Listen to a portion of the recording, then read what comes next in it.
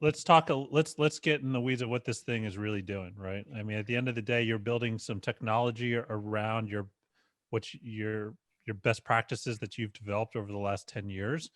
So maybe it'd be helpful to explain to our audience what is it actually doing, and I guess maybe pick a certain kind of swim lane, and let's kind of stair step through it.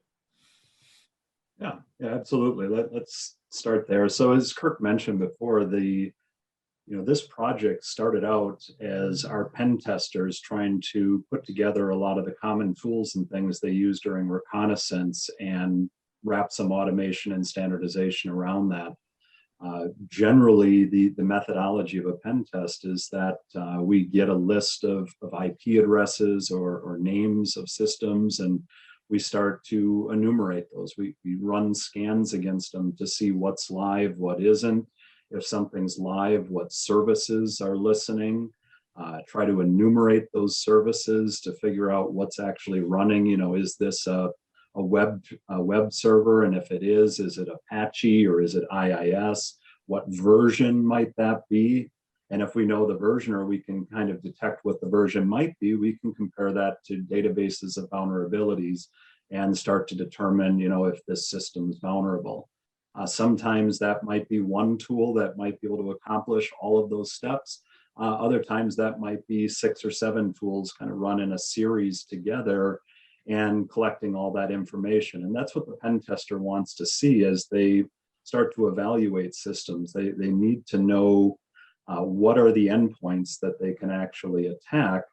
And that became the basis of the CASM engine. We actually wrote this 5-6 years ago, or started to write it back then, simply as an internal recon tool. We had an internal name, we called it Recon IT, and it was not the prettiest platform in the world, but it did what it needed to do. And we often refer to it as step 0 of the pen test, that these are all the things that every pen tester has to do up front. And now we've automated that all into a process so that when they start a project, they can almost click a go button and come back a day later to all of this type of information.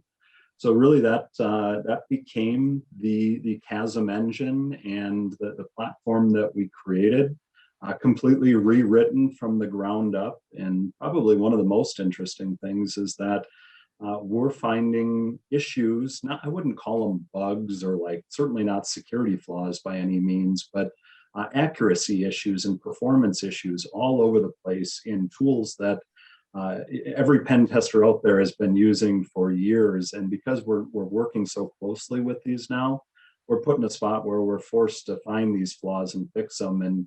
And because of that, we're very, very proud that this is probably the most accurate engine that collects all of this information out there, but uniquely, it's the only one that's putting this all together. So how often are you guys are talking about all these different tools that pen testers use?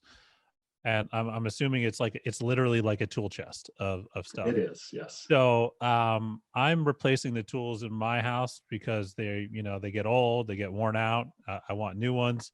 How often are these tool sets actually changing inside of the CASM engine? I wish it was less frequently than it actually is, just because that means work on our end, right?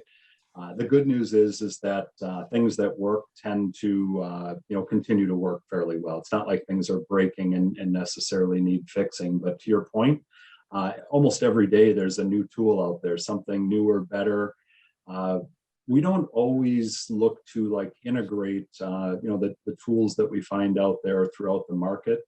But if there's something that one of them is accomplishing that we see value in collecting that data, generally our process is, let's look at how that tool works and then figure out how to do it more in our way. One great example is, we like to do everything in the Python scripting language. So if the tool wasn't Python natively, we might prefer to rewrite it in Python versus wrapping something else and trying to pull that in.